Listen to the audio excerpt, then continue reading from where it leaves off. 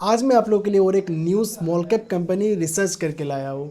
And इस company का management ने गाइडेंस दिया है 25 से लेकर 30% रेवेन्यू ग्रोथ फॉर FY27। तो मैं इस कंपनी का कंप्लीट आप लोग के साथ टेक्नो फंड एनालिसिस करने वाला हूँ। So I hope you will watch this video till the end. So hey everyone, my name is Rohan Das and I been in the stock market for 9 years now.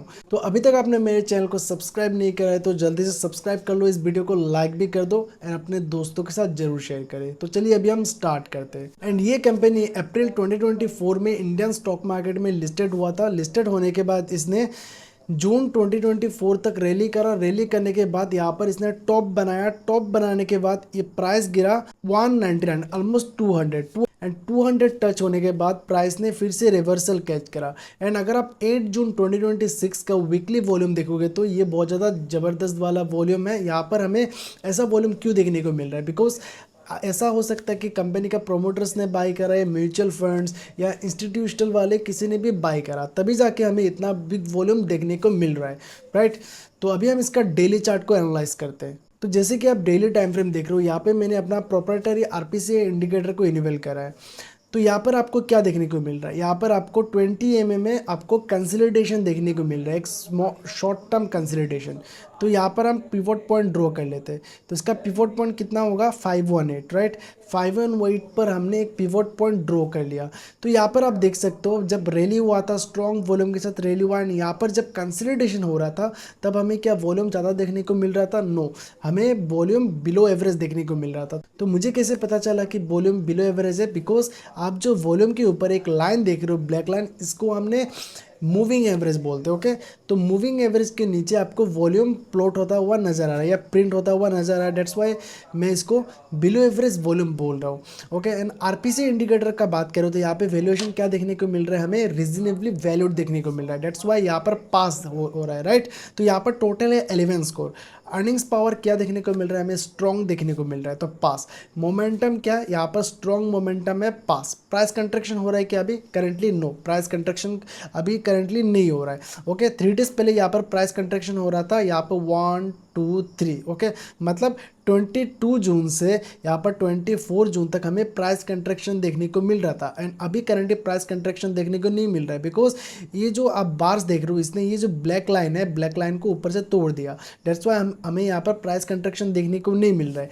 And time frame alignment, और time frame alignment because जब 2024 के अप्रैल में ये listed हुआ था तब ये नीचे गिरना स्टार्ट हुआ, राइट। तो ज़्यादा डाटा नहीं है, इस वजह से हमें यहाँ पर टाइम फ्रेम अलाइनमेंट नो देखने को मिल रहा है।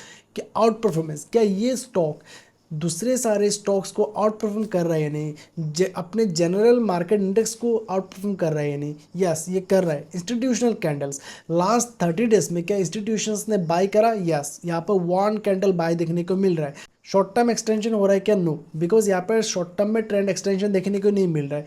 लॉन्ग टर्म एक्सटेंशन हो रहा है क्या? नो, यहाँ पर पास है, राइट। स्टेज एनालिसिस में क्या बोल रहा है? स्टेज एनालिसिस में स्टेज 2 अप ट्रेंड बोला जा रहा है। एंड डाउ थ्योरी, मतलब डाउ थ्योरी वीकली टाइम फ्रेम का ट्रेंड क्या है, ओके। तो ये डाउ थ्योरी है, ये वीकली टाइम फ्रेम का ट्रेंड को लेके जज करता है। तो यहाँ पर अप ट्रेंड देखने को मिल रहा है। तो टोटल स्कोर कितना हुआ? 9 out of 11। तो कंडीशंस क्या है? स्ट्रांगली फेवरेबल है, राइट। तो ये RPC इंडिकेटर क्या करता है? आपका ऑटोमेटिक टेक्निकल एनालिसिस करके दे देता है, मतलब फंडामेंटल एनालिसिस भी कर लेता है। जैसे कि वैल्यूएशन आपको बता दिया, आपको अर्निंग्स पावर आपको बता दिया। तो मिनटों में आप क्या कर सकोगे? आप कोई भी स्टॉक का आप एनालिसिस कर सकोगे, right.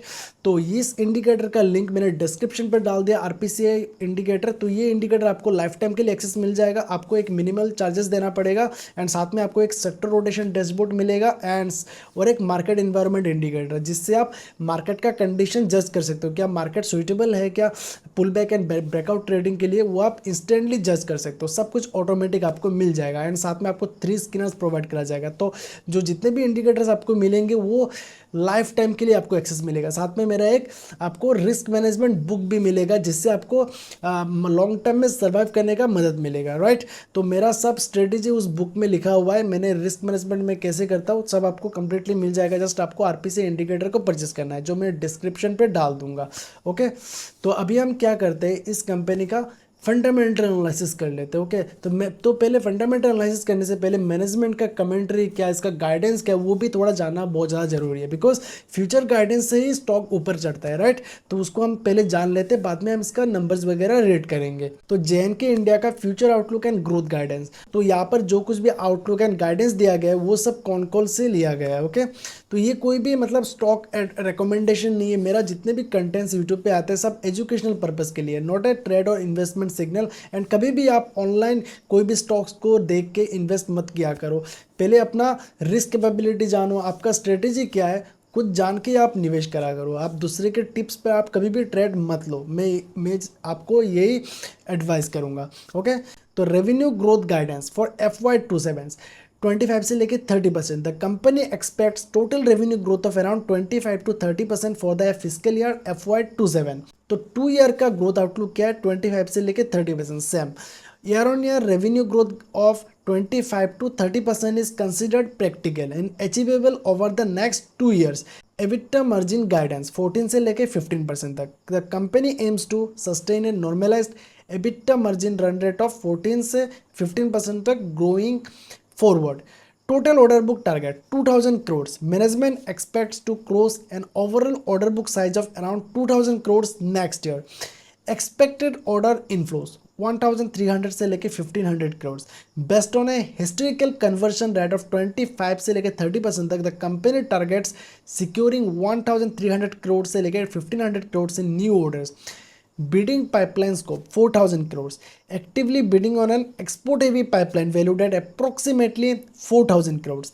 Expected to finalize within the 2-3 quarters. सो 1 से लेके 6 पॉइंट तक मोस्ट इंपॉर्टेंट पॉइंट मैनेजमेंट ने बताया। ओके, आपको 7, 8, 9 को इग्नोर करने से भी चलेगा, जस्ट 1 से लेके 6 तक आपको जाना बहुत ज़्यादा जरूरी था। तो अभी हम कंपनी का फंडामेंटल एनालिसिस भी कर लेते क्विकली। एंड यहाँ पे जैसे कि देख सकते हो JNK इंडिया का करंट मार्केट प्राइस क्या है 505। इसका मार्केट कैप है 2800 करोड़। इसका स्टॉक पी कितना है 43.2। जैसे कि हमें RPC इंडिकेटर ने बताया रीजनेबली वैल्यूड है। ROC कितना 17.4%, ROE है 12.1%, राइट। डेट टू इक्विटी कितना है 0.16%। तो वो हमें बैलेंस शीट में जाके पता चलेगा इसका लॉन्ग टर्म डेट कितना है, इसका शॉर्ट टर्म डेट कितना है। ओके, यहाँ पर year on year sales growth and year on year profits growth कितना है 77% इसका year on year sales growth and profits growth है 147%। मतलब यहाँ पर हमें ऑपरेटिंग लेवरेज देखने को मिल रहा है दोस्तों। एंड इसका अगर फॉरवर्ड पे देखोगे तो 21.6 है एंड इसका स्टॉक पे 43.2 है, राइट। बिकॉज जो इसका अर्निंग्स है फास्ट ग्रो हो रहा है, डेट्स वाई इसका फॉरवर्ड पी जो 1 साल का फॉरवर्ड पी है वो 21.6 हो गया। ओके, तो यहाँ पर आप देख सकते हैं कंपनी का क्वार्टरली रिजल्ट्स। तो क्वार्टरली रिजल्ट्स में हमें क्या देखने को मिल रहा है, यहाँ पर हमें लास्ट 4 क्वार्टर से हमें ईयर ऑन ईयर ग्रोथ देखने को मिल रहा है। एंड यहाँ पर अगर नेट प्रॉफिट्स में देखोगे तो लास्ट 3 क्वार्टर से हमें ईयर ऑन ईयर ग्रोथ देखने को मिल रहा है। डेट्स वाई यहाँ पर हमें ग्रीन ग्रीन ग्रीन शो हो रहा है। ओके, तो यहाँ पर आप प्रॉफिट एंड लॉस स्टेटमेंट को देखो। FY21 में कितना था 138 करोड़ एंड अभी कितना हुआ FY26 में 819 करोड़। मतलब कितना स्पीड से ग्रो हो रहा है, राइट। इसका नेट प्रॉफिट्स देखो 16 करोड़ से अभी 65 करोड़ तक पहुंच चुका है। इसका compounded sales and profits growth देखोगे तो 5 ईयर्स का सेल्स ग्रोथ कितना है 43% एंड प्रॉफिट्स ग्रोथ है 32%। 3 ईयर्स का सेल्स ग्रोथ है 26% एंड प्रॉफिट्स ग्रोथ है 12%।